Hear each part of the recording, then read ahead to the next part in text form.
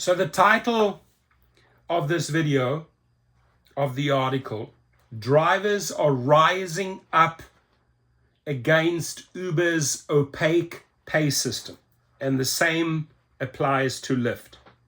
Now, this particular story comes out of London, and the talking points here are pretty much the same for any country that Uber and Lyft operate in. Drivers are definitely rising up against this opaque pay system, whether it's in the United States, whether it's in the UK. They are doing that in the form of protests, reaching out and working with politicians and legislators, introducing bills, taking it to the courts, suing Uber and Lyft. And I'm really excited to be part of that movement, right? Relentless pressure, right? I believe 1,000 cuts, just whip, whip, whip, whip. And then ultimately, reel them in. Reel in Lyft, reel in Uber. We're not going to take the BS, right? We did so much talking and listening in 2023, and 2024 it was action, action, action. And they scared, and they settling here, and they settling there. They just showed a loss for Q1 in their earnings. Why? Because we're coming after them. We're done. We're done with the BS. We're done with the excuses. We're done with the misleading. We're done with the bait and switch. Action time. So in London, Uber drivers are protesting a new payment system that they say makes it impossible to understand the algorithms that decide how much they get paid. It's like an entire algorithmic language that they don't want us to understand, ladies and gentlemen. They don't want us to figure out how we are getting paid. It's just so beyond confusing. Lyft now with this external fees, all these insurance costs worked in, and this and this and that. It is. That's what it is. I think it's the best way to describe the entire process of payment: opaque. So Wednesday morning, small group of people huddled over their phones at the foot of the giant glass skyscraper that houses Uber's London headquarters. They were running an experiment in an attempt to solve one of the greatest mysteries in the platform economy right now: how Uber's algorithm calculates driver pay. Beneath flags and banners calling on Uber to stop dynamic pricing, one driver ordered a ride, acting as a customer, to Heathrow Airport and received a quote for £46. Seconds later, the job pinged up on the phone of a fellow protester who had told the app he was ready to drive. His fee, £26. For years, Uber has taken a commission of 25% from London-based drivers. But the company told drivers in January 2023 the app was updating its pricing model, a change it said was necessary to make fares appeal to drivers and offer the lowest pickup time for passengers. Yet the people behind the wheel say those changes have lowered their wages and made how they calculated impossible to understand, sparking fears that dynamic pricing is offering drivers across Europe and the United States personalized wages, right? We've spoken as personalized offers, right? You have one offer going out to one driver, and you can show a phone right next to that driver's phone, another the same trip at a different price. So it's truly interesting to do these side by sides. They've been done on many channels, same time, right? Ordering the trip, two phones, same starting point, same destination. Wow. Look at these differing prices. So dynamic pricing is offering drivers across Europe and the United States personalized wages, a charge that Uber denies. They can deny it. We have the proof, my friends. So a few years back, the fare was transparent. to a large degree, yeah. You used to see how much the passenger was charged. Fairer and Uber Drive since 2015 said who's taking part in the protest and 24-hour strike. Now the information is hidden and he doesn't understand how the fare is calculated. Dynamic pricing is not good for drivers. We are being cheated.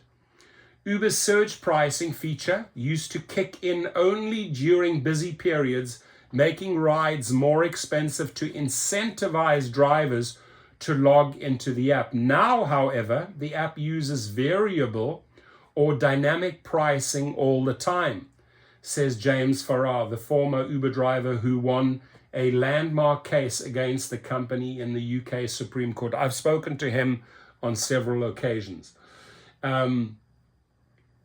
Now, we've gone from a completely transparent pay and pricing system to one that's now completely opaque, he says. People literally do not understand how the pay is being set, how the work is being allocated, and how they may have been profiled in that decision making, right? Profile. That driver gets a specific profile, you get a specific profile, that driver over there gets a specific profile, and depending on the algorithms, he will get that offer, she will get that offer, he will get that offer. How do we know? How do we know the rhyme and reason? Only Uber knows their algorithm. They programmed it, right? It's only Uber that knows how the wages are calculated, says Lucky Matthew at the London protest, who says he now receives £400, $509 per week, less than before the pandemic. We're working the same hours as before. The cost of living is going up, but wages are going down.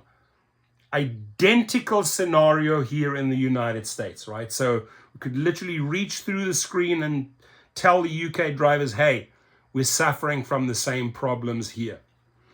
Many of the drivers at the protest have been asking their passengers how much they are paying for the ride. That is very, very important to get that dialogue going. If I may ask you, how much did you pay for the ride? This is what I received. Educate, educate, educate the rider so that they understand, right? When it comes to tipping, oh my God, Uber just took all that money.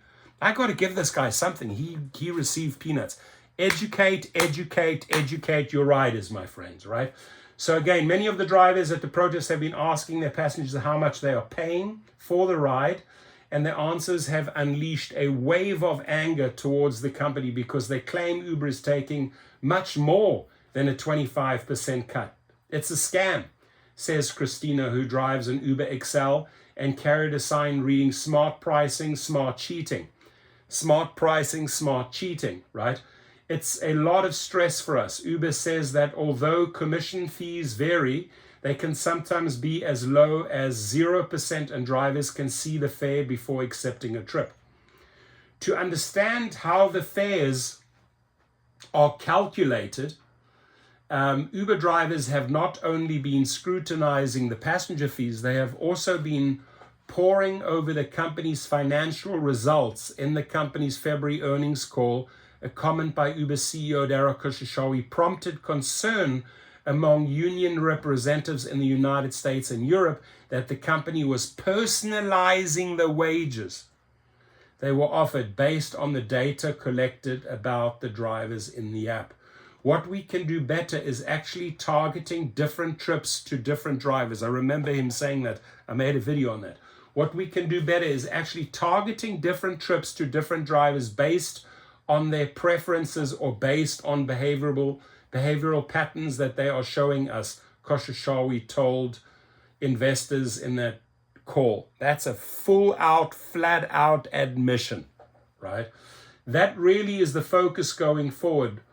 When Wired asked Uber about Khosrowshahi's comments, the company denied it was personalizing prices for drivers based on who will accept the lowest fare.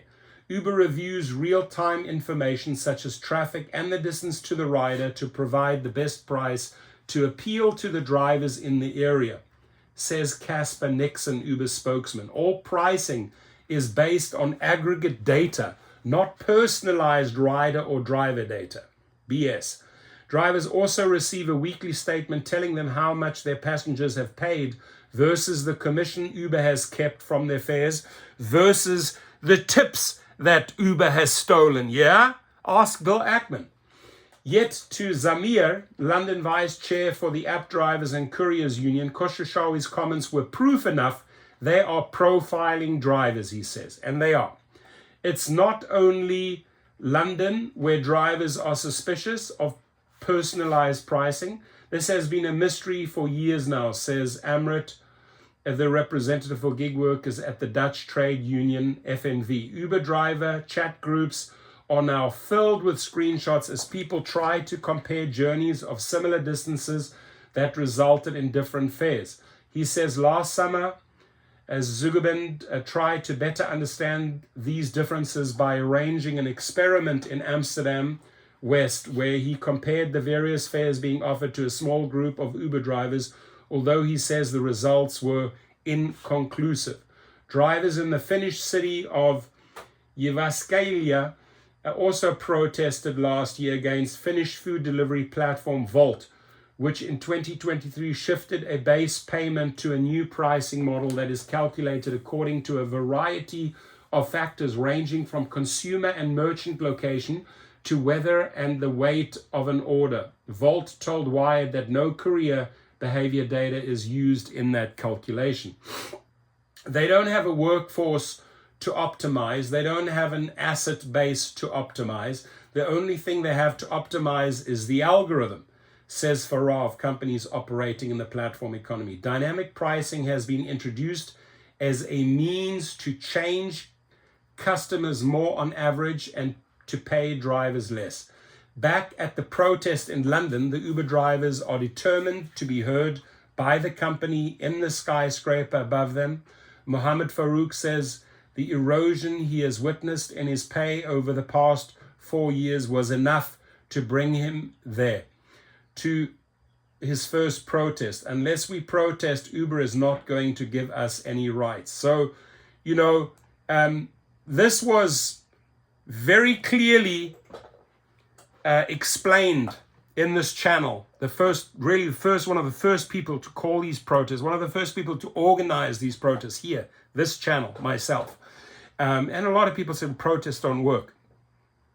When you're at the headquarters at Uber and Lyft in San Francisco, or if you are at the headquarters of Uber, Lyft is not there, in London, and you have the media and the cameras and the microphones and hundreds of angry drivers, you make a lot of noise. And it is extremely embarrassing to the company because you are basically telling the public and the politicians, listen up, this is what's going on. It does not make the companies look good.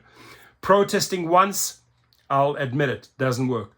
But when you hit them 2 times, 3 times, 4 times, 5 times, 6 times at their headquarters, caravans, boom, boom, boom, then things start getting some momentum and you start steering towards change. Look at Minnesota. I think that was one protest. No, there were at least 10 plus protests there.